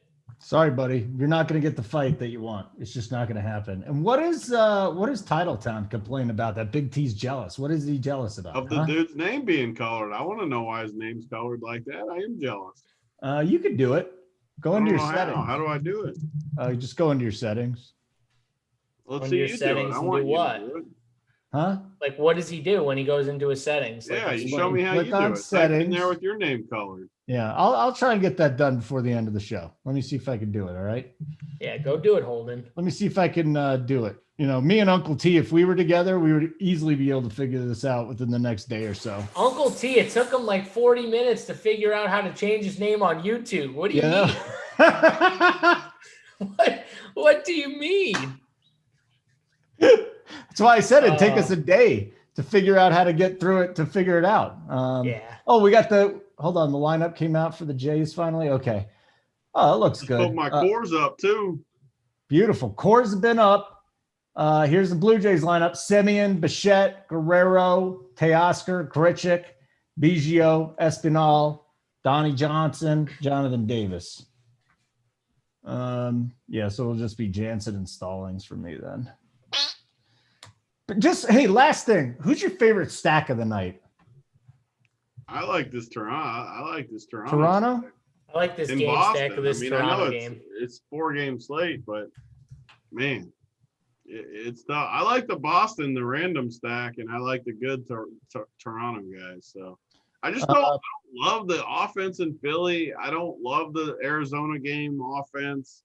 Atlanta's fine. I just think I'm just going to go with the Toronto game. I'm going to mix some other people in there. But as far as just my core guys, it's going to be from that Toronto game. I'm just going to take my chances with it. Yeah, makes a lot of sense. Reserve this one. So, the Dodgers, we got their lineup. Oh, finally, they got Yoshi out of the 5 spot. They dumped him down to 7. Lux is in there. Chris Taylor, Pujols, Smith, Turner, Muncy, Betts. And then Ketel Marte is in the lineup tonight, along with Domingo Labia. So we got a lot going on with the Diamondbacks. We're all set, guys. So the cores are up. Go check them out if you're a member at Run Pure Sports. If you are not, make sure that you do something smart. Sign up. That's it. RPS Heater 25 for 25% off of your first payment. All right, guys. You want to talk a little Showdown? Huh? Ready to go to the Showdown? Showdown slate tonight. We got Mr. Showdown himself, Big T. We got JSU. I'm excited about this game. again, the one bet that I've been on for months now, it's the assists and then the assists plus rebounds for Russell Westbrook. And so let's just start there, Tony. He has to be in every lineup. Like if you had 150 lineups, how many would he not be in? Westbrook? One? I mean, on Showdown, I don't think there's a scenario where I'm fading Westbrook. He is expensive, but you just have guys you can play. And I mean, I'm going to play. Let me move over to it here. So if we play, let me pull it up. If we play, let's just see if we play Westbrook and we play Sabonis, what does it even leave us? I mean, you still have, even if you wanted to do this, which I'm not saying that this is where we're going to go as we work through it, but Westbrook and Sabonis, you still have 4,700 per player left. You can make that work. And I mean, I can't really see a reason to fade those guys. I'm not saying you have to do it in the captain. I'm not saying that at all. But as far as playing them, I don't see any reason whatsoever to fade Westbrook and Sabonis in this spot. JSU, what are you looking at here? I guess we just start Showdown and we got to start in the captain spot, right? Isn't that where we go? I mean, that's the ultimate thing. So let's do some strategery here, some strategizing. Yeah, well, as I'm finishing up putting my FanDuel core up, which I'm doing right now, I definitely think that I agree with Big T. It's tough to fade those top two guys. So it comes down to what you're like. You got to pick one of them for the captain, right? You can't play both of them. And, you know, for me, Westbrook is probably going to be the guy that I go to. The Pacers are going to struggle a little more with rim protection. I think it's a much better matchup from the Celtics game. I talked about this with Big T too. I think the Wizards are set up a lot better in this game than they are against that Celtics team, where they had the players and the plan in place to really frustrate and get in the head of Westbrook. And they did a really good job of doing that. The Pacers, they're not going to play any different than how they play in the regular season. They still can't stop anyone. They're still going to – Washington's going to be able to score even with Bradley Beal, who's on one leg. These guys are still going to be able to put up points. I think Westbrook is for sure the best spend to me. But I agree, Sabonis, they're both really tough not to play. Okay, so what's the pool here for the captain spot, Big T? And I mean, how do you even come up with this process here? I mean, I do the same thing. People that have watched the shows, I do the same thing for every sport, for everything, even more so Showdown. First thing I'm going to do is I'm doing right now is plug in my projections and just get where I think I need them. I'm going to put Westbrook higher than I did last game. I'm going to put all these guys where I want. I'm going to run the numbers. I'm just going to see what it looks like, and then I'm going to make adjustments based off that. Vince Velasquez just walked in from the field and went down the dugout steps. Oh, that's not good. Velasquez out. It says someone else. So maybe we need to circle back to baseball here. We might need to circle back. Well, we're going to need to right now. Something happened during his warm-up routine. Okay. Let me find this real quick. Yeah, we could circle back to hoops after this. Here's Velasquez will not start for the Phillies. He left the field. David Hale is warming up in the bullpen. First pitch at 7:05. Man, that changes things in a hurry. Welp. It's just yeah, this is a kid that was with the Braves, or he's not. I don't think he's a kid anymore now. He's got to be in his mid-30s. But God, because they're going up against the Marlins, right? Like, and this guy is a gas can. He is not good. He does have 13 Ks to 6 walks this year in 17 innings. So he has command issues. Dude? Huh? Who is it? It's David Hale. He's going to get, 1 or 2 innings at it. It's going to be a bullpen game now for Philadelphia. Yeah, it's going to be bullpen. So it's one of those things. Let's talk this out. What the good thing is I didn't want to attack. I hate attacking bullpen games really. And I didn't want to play a lot of these guys anyways, but I was going to play some Velasquez. So that changes things up. I just wonder if it puts anybody in play now on the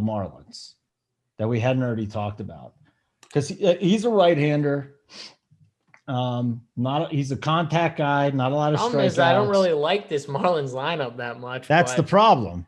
I Like, mean, The they do prices have some aren't that cheap great bats. either. Like Brian Anderson is cheap. He's $3K. Magneuris Sierra. Yeah, no. No, No. we're not doing Magneuris Sierra over No. here.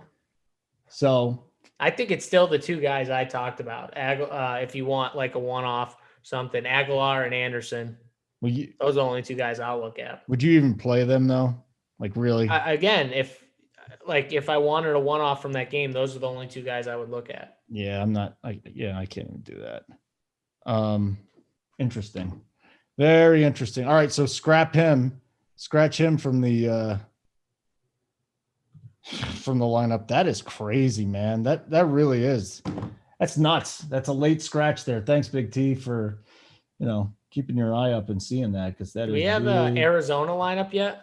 Yeah, that's still not out. Catel's in there. We got Pavin Smith, Cattell, Josh Rojas, Escobar, Reddick, Peralta, Labia, Vogt, and Kelly. Like that lineup that excites you against David Price? Cattell? Huh?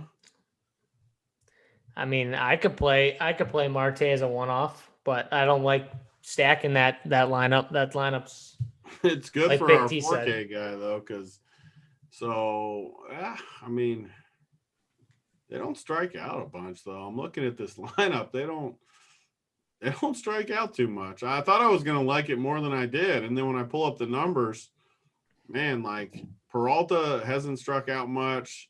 Marte never has really struck out a ton. Pavin Smith, I mean, I don't know. They haven't struck out as much as I thought they would have.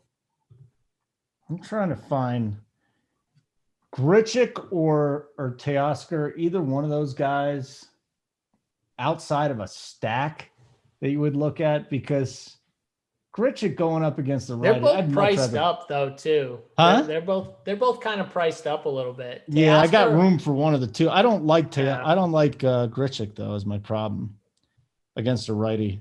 I'd much rather go with Teoscar. I'd probably lean Teoscar too. Teoscar's the I think answer it's there. close. Closer than you're saying, but You think a lot of people be on Mookie? Or does he kind of get forgotten tonight being late with all the other studs on the might docket? be forgotten. Dodgers He always could be. get at least some ownership, though. I mean, Not getting forgotten.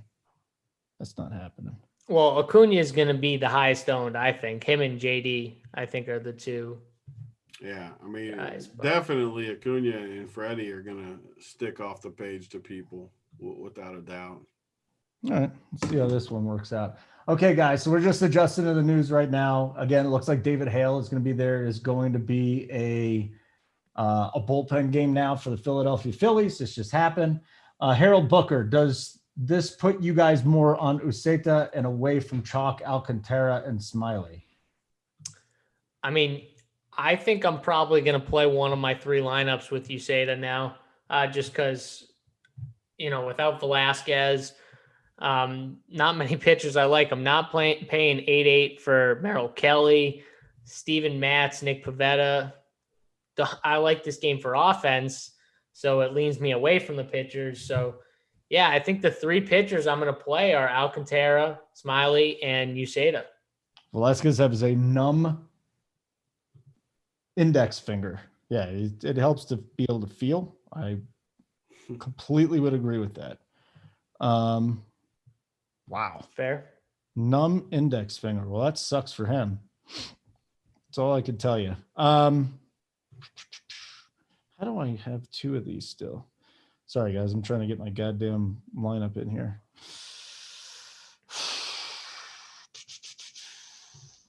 So Yeah. Velasquez out. Get him out of that goddamn lineup. It definitely makes the slate a little simpler, just because we got one less pitcher in there. And I mean, there's really only three guys now, counting the 4K guy, Alcantara, Smiley. And I still don't trust Smiley, even though I think he's got the most upside for sure. Like, I think Smiley definitely has the most upside on this slate, but he's also the riskiest, I think, of the guys I'm talking about playing. I'm not saying he's riskier than some of the guys we don't like. I agree with that 100%. This just got really confusing in a hurry. So deep breaths. Everything's cool. Really want to play Acuna. Now not going to have room for Acuna. Sucks. Yeah. Why aren't you going to have room for him? Just in one lineup. Not gonna be Who do you able to have? You paying up for pitching in both spots? on the one lineup that I have, I was paying up for pitching. Yeah, I was paying up. But like Uceda at this point is firmly is in play everywhere now, correct? What'd you say? You were gonna have him in 1 out of 3? JSU? Yeah, I think I'm gonna play him in 1 out of 3. I think maybe 2. I'm still building these last 2 teams, so I know I got one without him for sure. There's just not that many good pitchers on this slate. Like, I don't know, Tony. What are you doing with him? With who? Uceda. Are you I playing think him? I'm going to play him on. I'm going to play him on 2 of my 4 teams. Yeah, That's what I mean, my favorite team would definitely be just play Alcantara and Smiley. If I was playing one team, it would just be that. Just because I think, I mean, they're gonna get regular workload. The matchup's good. I think the sharp move for sure is to play those 2 and just make the bats work. Which maybe I should just do that. I don't know. Like Uceda feels good, but he still doesn't have a ceiling. And these other guys at least have a ceiling. You can always find cheap bats. Everyone's going to try to play. I don't know. The only way I like playing Uceda is to jam these these expensive bats. Don't play Uceda with Acuna and Freeman and JD Martinez and just jam all the top bats from around the thing. I don't think that really gets you different at all. What about if you're not playing Smiley like in the lineup? What about this Reynolds 3,600? I mean, that was the team I was talking about where I played Reynolds, Stallings, and Eric Gonzalez. Well, either Reynolds or Polanco. I like that. I think you can mini stack Pittsburgh. I don't think you should full stack them, but I mean, I think it's good. That's what I'm thinking too. And the lineup that I fade Smiley and I might just play a mini stack just in case.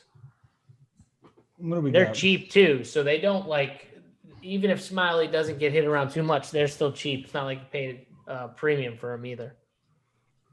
Yeah. Ooh. Guillermo Heredia. Oof. Don't want to go there. Smiley. I just realized I put 150 teams on FanDuel. Good thing you just realized it. You got like 6 minutes left or whatever. I literally just realized it. That's not good. Have to go back. That's the problem with registering all of them before. Forget them sometimes. I know that would happen to me a lot.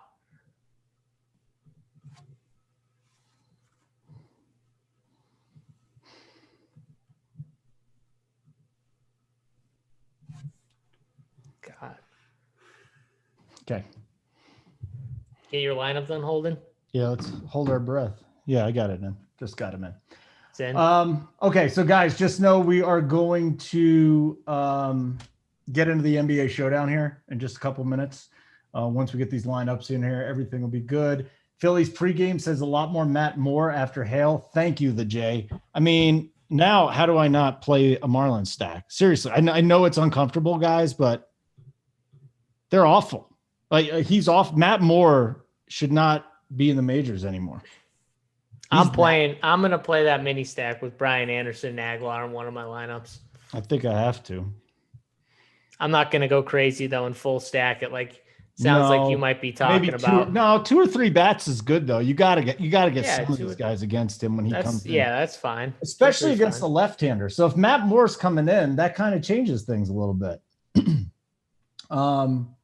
You might say, why does that change things? Well, if Hale goes a couple innings and then Moore comes in and you get at least one turn, hopefully you get more, but he might get knocked out of the box. Then you got to start looking at the guys that are good against left-handers. I mean, Cooper's cheap too, I guess, for Miami. I don't really Garrett Cooper. love him, but he is cheap. If you wanted to do like the 3-man, I guess I could get on board with that. But my 2 favorite are for sure Aguilar and Brian Anderson. Yeah. That might have to be where it goes. Aguilar, Anderson.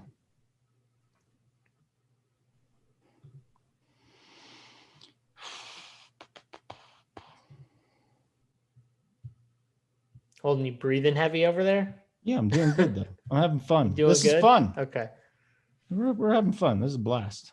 I don't know about Polanco though, guys. I know but I left. No one's going to be on him, and he could totally hit a home run. Polanco's not going to be a good play just looking at it for sure. I mean, you're definitely not going to like it. That's one of the ones you just close your eyes. But at the end of the night, when he hits 2 bombs and no one has him, and you ship because of it, you're like, I'm a freaking genius. Hey, you're like I played Polanco. That's right. That's the winner. I can't play Polanco. I can't do it. You can't do it? At it. No, I can't do it. No? I thought about it. I brought my cursor over his name, looked at him. No, can't do it. Tony, 150 lineups. How much Polanco? I mean, I would only put him with the Pittsburgh guys. I wouldn't play him as a +1 in anything. So no. I mean, if I had to set a number like 10% or 5%, I mean, they're very low. Whatever it goes with I would not play him on any team that I don't have Stallings on. I like Verdugo more than Kike tonight. Just saying. Then you should play Verdugo. I am. I think that's what's going to end up happening here. What is that? 38 or Kike? I mean, Kike. A lot of people be on Kike. All right. Well, hopefully you guys are enjoying this, watching JSU and Tony build their teams here. You don't get a chance to see this anywhere. In silence. Hopefully you guys are enjoying this. It's all right. We're talking it out. We always have these big slates and we got tons to say, and then we get to the smaller slate. I know. I mean, we have been on here for an hour and a half talking a 4-game baseball slate and killing this dude in the chat, Bradley or whatever his name is. So all right. Let's hope it happens. Oh, another home run for the A's. Let's go. We got a real baseball slate starting up. So let's find the game of the night. Where's Toronto and Boston? Or is that a little bit later, isn't it? That's 7:30. Yeah, 7:37 minutes later. Yeah. Yeah. So we can get the Braves or the Phillies and the Marlins. Let's just do the Braves. Which one of you guys had the Braves stack up there on the course? I don't have the DC. Oh, that was DC. Yeah, that was DC. DC likes the Braves stack. Yeah. I think I'm shit, man. I might like Renfroe more than Kike tonight.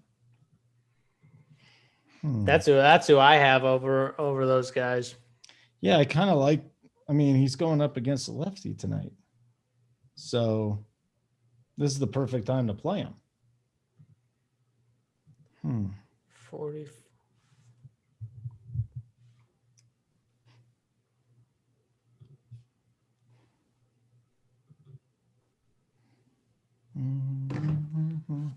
All right, couple of questions. Let me see if I ship FanDuel tonight, I did good because, man, I just jammed those 150 in there. And I mean, that's how you do it, though. Like a pro. You just put them in there, close your eyes. It was like picking Polanco.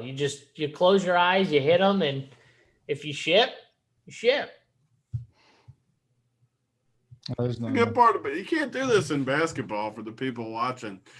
It doesn't work as good when you do this in basketball. Baseball, though, you can strike gold by stacking and just throwing it in there. Oh man, I gotta at least change one of my main teams for this FanDuel slate because no bueno. I mean, doesn't sound like it's good. No. Just hit a dong with Renfroe and MLB The Show. It's a sign. Good to hear from you again, Rubio. Thanks for adding so much to this broadcast. Rubio. Talking about MLB The Show. Yeah. Good job, Rubio. Rubio lives the dream. Just video games, picking winners. He's got the showdown. We should we can't add another person. I was gonna say we should bring him on for the showdown. Yeah, we can't add him. Yeah. I'll get out. He's a showdown guy, right? No. I'm serious. I'll get out. You want me to get out so you can do that? I have no problem. We'll talk about the showdown. We'll be fine. Anyway. Okay, good. Yeah, you don't want Rubio on here, especially not instead of me. Baseball locked anyways. Let's knock the showdown out and then let's do it, boys. Let's get into it. So let me see if there's any sneaky plays. We don't need to go crazy into this showdown slate. Okay. But let's see. All right. So who's in the pool for the captain? Is what I need. I think for me, it's just going to be Westbrook and Sabonis. And more than likely, so this is one thing I've had a ton of success in NBA showdowns doing. I just play whoever I think is going to be. This is most of the time. Sometimes it's different. If there's a bunch of stars, like sometimes when you have a ton of stars, you might do it different when you want them all. But like nights like tonight where there's two clear guys above the rest, I just would put one of them in the captain and not really go a different direction because there's a ton of cheap pieces in this game I think you can play. And I mean, I'm just fine with it. I know Robin Lopez screwed me last time and Alex Len didn't do much, but these are showdown guys. I mean, these dudes are 2,200 and 2,400. They both have 20-plus point upside. And I'm going to go back to Robin Lopez. I don't even care. Can I try and talk you off Robin Lopez? Sure, please. Try, but it's I will try. I really want to try. So this game sets up so bad for Robin Lopez. Like the opposite. What Washington is with Indiana. Indiana's going to push. Washington's going to want to push. Sets up so much better for Gafford. I think Gafford is just way better play than any other center on the board. I know he is, but Robin Lopez does not. He just doesn't fit. He's cheap though. I get it though. I play him over Alex Len. Literally, Alex Len is 2,200 is the good part. I'm just saying though. I'm definitely I guess you could play Gafford and Robin Lopez together. I might play all three of them. Give me all three of those. No, don't. Alex Len. He's starting for 2K. Yeah, he's starting, but he is clearly the number 3 center. What if I play Sabonis? These are the teams I like to build. Westbrook, Sabonis, Beal. If I play, just say I played Alex Len and Robin Lopez, I still have 3,900 for my last spot, which, yeah, I mean, it doesn't quite work here, but in some of the cases, or if I played Sabonis, it might work, but hey, let me ask you: Can you throw Chandler Hutchinson in a showdown lineup at 1K on DK? My favorite part about showdown is you can literally play anybody if they're cheap enough, and you can take a 0 and win in showdown at times. It's all about what it gets you. If these studs go off, and 3 of them, say Westbrook and Sabonis get 60 plus, Beal gets 50 plus. It doesn't matter who are in those other 3 spots. You're going to print. I guarantee it. It doesn't matter. Like it's whoever does it. So they said Velasquez is 30% in the $15. That's you got to be shitting edge. Like that's what they're saying in the chat. I mean, wow, that's wonderful. And the dude says rake paid. That's more than rake paid. 30% playing a pitcher that's dead. You're in. It's lovely. Woo! Well, that's why I got to see this. You just got to pay attention if you want to be successful in fantasy. You can't. I mean, it's happened to everybody where you're not paying attention, especially in baseball. And it is the worst feeling, like if you're going to eat or something, and then you get there and your pitcher got scratched. I remember like the first time, like when I started playing DFS, because I still own a business, but I was like running the business. I owned the business. I was doing everything for it. And I was playing a little DFS on the side. And I remember like running to my office chair with like 4 minutes left, seeing like 3 guys scratch for NBA and trying to fix my lineup real quick, missing news constantly. You really got to be, especially the last like 15, 20 minutes up the clock, you need to be like sitting there focused, waiting for news, because it's just, you never know when it's going to happen. Well, here. All right. So this is the $4.20 entry. Okay. Velasquez 36.46%. That's more than one out of. This is going to be a good night. This is what it's going to be. Wow. Unless Useda takes like a negative. But what do you think he is in the $333 on DraftKings? Tony, what do you got on that? What is it? In the 333 on DraftKings. I bet he's 30%. I bet he's lower in that than the other one. So he's probably 20%. Why, Tony? Huh? Why, Tony? Why? Because the people are quite a bit sharper. Yeah. He's 16%. So 16. literally half the ownership pretty much. And people of the other always field. in the chat, because there'll be random nights where the smaller stakes like do better. They'll be like, man, I should have played in the high stakes. And I always tell them, the long run, it's not quite as easy as you think it is. The people are a lot sharper. It's not. And we've staked people in those higher stakes contests, right? And it's not easy to win or cash. Like it's not as easy as people think. Yeah. I don't know why people would think it's easy. What the hell are you doing? I mean, they just see the random outlier nights where something happens or I'll like post a screenshot or someone will post a screenshot and they see the winning score won this. Oh, I should have put my 50-cent team in the 1K, and it is what it is. Well, good. Well, Who's the value? And then let's get out of here. JSU besides Gafford, where's the value? Who's the Indiana? Because Washington, I think, is pretty simple. Pick which big you think is going to crush. Play Westbrook. Feels fine. What do you think of Holiday? Washington's pretty easy for me, but Indiana, what are we doing with Indiana? Yeah, the key is going to be with Indiana is the game flow, obviously, in the last game went completely the other way if you're looking at the starters, all those guys, because the minutes are different, right? No one got their normal run. That's another thing to think about for this game. Tony, you talk about this all the time. You talked about it, I think, before that last slate. Blowout. Like, you could build teams for the blowout, like guys who wouldn't normally get 18 minutes, but get it because of a blowout. Look at Goga, for instance. He was one of the highest scoring centers on that slate last game. And I don't even think we mentioned him. Like, I don't think there was a mention of him at all. Like, and he ends up going out there and putting up 37. And that's the wacky stuff that can win you a tournament, especially a 2-game or a showdown slate, which we agree they're very similar, really. You have to play some of these guys and take chances with your build. So, I think he's, a guy who's in play, but he's more expensive now. I think this game stays close, Tony. So I'm going to put more of the guys who I know are going to get the run in my player pool. So all these guys, like I'm not going to be building as many blowout lineups, but I do still think it's something to think about when you're building. Problem is all these Indiana guys are kind of priced up a little bit, and Brogdon is the key. I think he gets close to 30 minutes, and I don't know what's his ownership going to be, Tony. What do you think, Brogdon? I mean, the issue is his freaking price.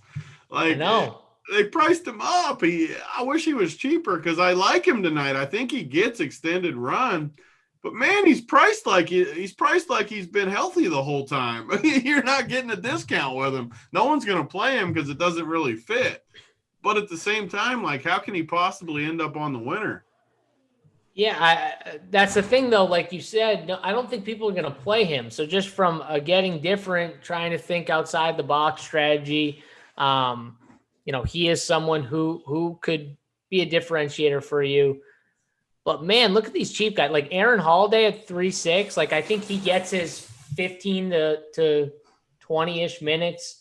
Good matchup for him on the other end. Keelan Martin is going to get some run, I think, regardless, 15 minutes.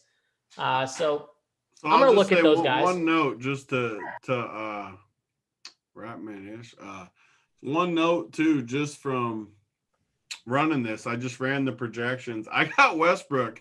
This is crazy how it works. I got Westbrook at 75 fantasy points right now. Sabonis at 60. So 15 points less.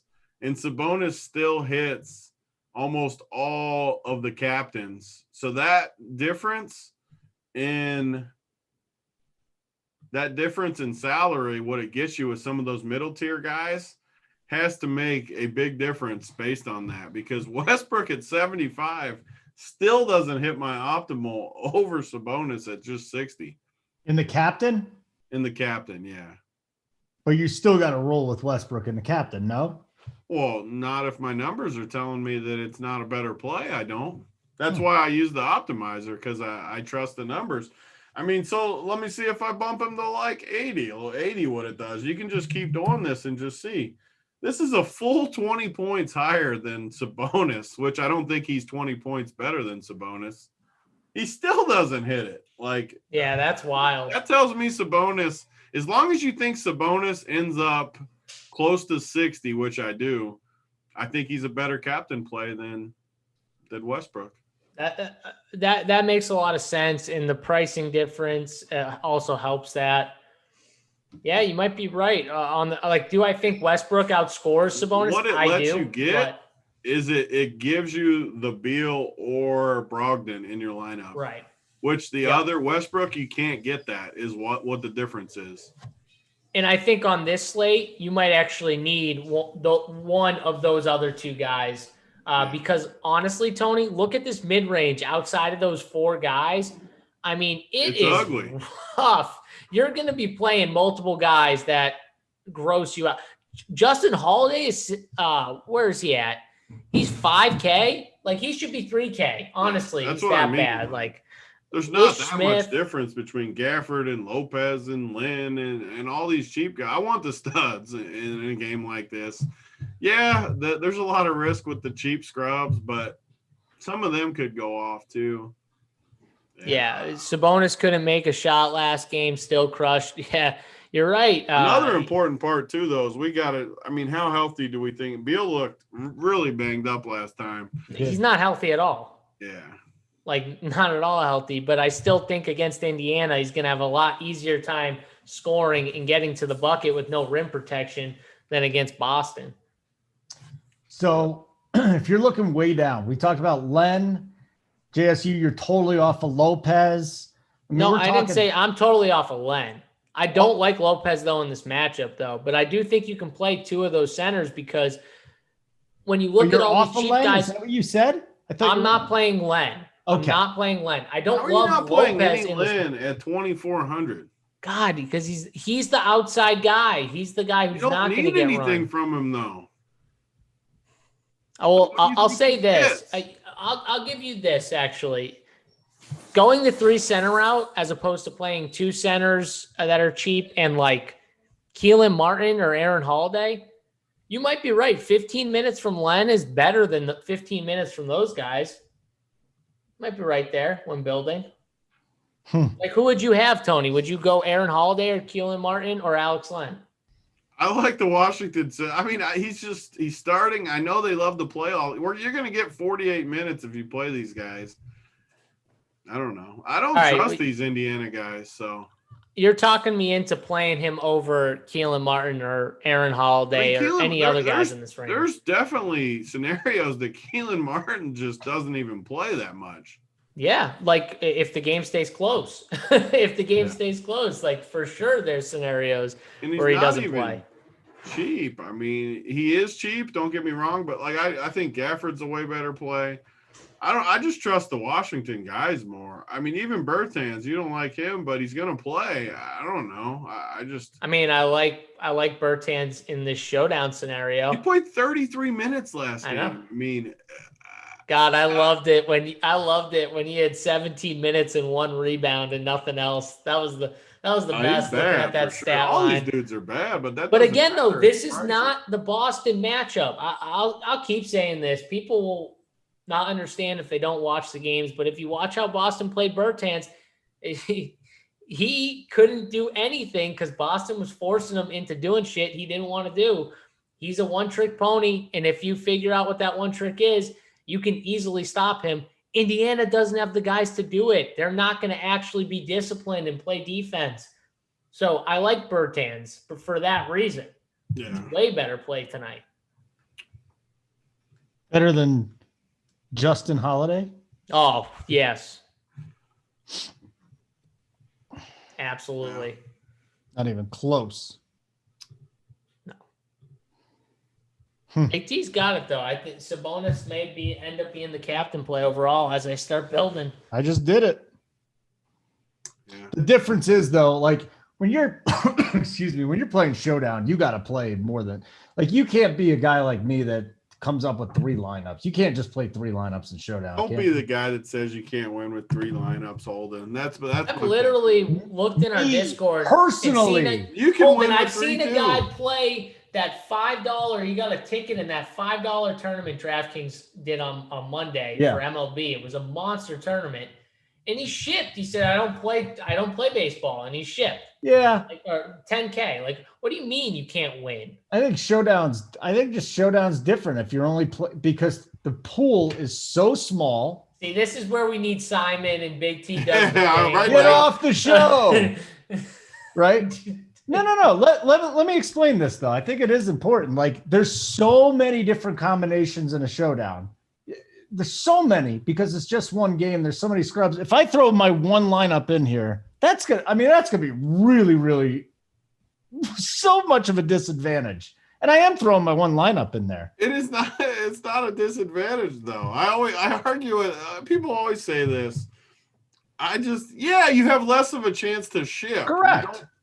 You don't have less of a chance to make money though. Like, that's the goal. Also correct. But I'm throwing one lineup in here with Sabonis. You know, if you're throwing in 50 different lineups, obviously there's a higher chance that you bust, but you're going to have a better shot. It's just, I think it gets back to don't put one lineup in a 150 max. Which I also disagree with, though. You think so? Really? Where's Simon at? We need Seriously. we need the patent line. Why would you It's disagree with that? It's a bad as opposed to playing like bad. If I'm playing, I don't know if Jared can do it, but Jared, get us out. Don't do it. Hold on, Jared. I got to explain this. Shut it down, Jared. If I am playing 2 single legs, seriously, shut it down if you can do it. 3 max. How am I not better chances of winning those than a 150 thrown in one little lineup? Holden, it's different though. You're saying odds as opposed to saying you can't do it. Correct. You know what? Then it was semantics, and I misspoke. You can win on one. A single bullet takes down the Millie Maker during football season. It happens. Chat. Someone put a single bullet. I'm going to put a single bullet in this $20. We're going to ship it. Someone put a single bullet in this thing, and let's ship this tournament. I've shipped Showdown before with single bullets too. Yeah. All right. That's it. I'm getting killed. Yeah, I mean, you know what it was? I should have been Costanza. I should have put Rubio. I should have just been in. I'm out. Should have just walked away when I had the chance, but no. I will say too, Tony, we're talking about Beal being injured. God, he was injured and he still took 25 shots, had 45 fantasy points in a really tough matchup too against Boston. Like, Andy was injured, went 1 for 6 from 3. He could have easily, if he shot a little better, had a 50-plus point fantasy game, like easily. He's great. So he was injured, did not play that good, and he still had 45. He's going to shoot 25 times again. There's like 100%. Like, he is going to chuck in this matchup for sure. Here come the Pirates right out of the gate. Let's go, Pirates. Yeah, the whole Washington team shot like shit though. From behind the arc, both teams actually were brutal behind the arc through 3. What was it? Tatum just ended up closing it out in that game. That was a fun game too. It was really back and forth. But last night while we were on the show, that was a good game. I watched the replay of it. Which game? The Golden State Lakers. game? The Lakers yeah, that was a great game. That was a good game too. LeBron said he couldn't see. He was seeing 3 or whatever. He couldn't see. He stuck it right in JSU's ass is what he did. He went, right in JSU. From after he faked, after he was on the ground, some guy hit him in the eye. Oh God. It was like someone punched him in the face. Come on, LeBron. Get over it. That was the ultimate bullshit. He didn't even rub his eye once.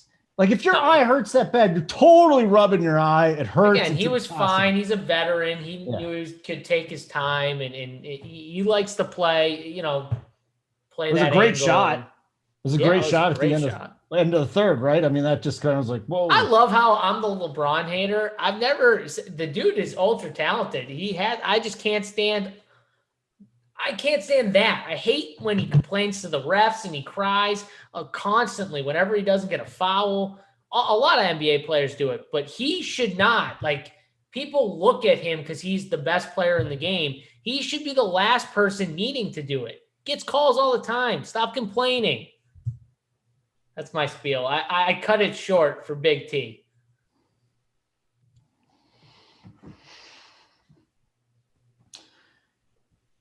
How many 8-year-olds could LeBron fight?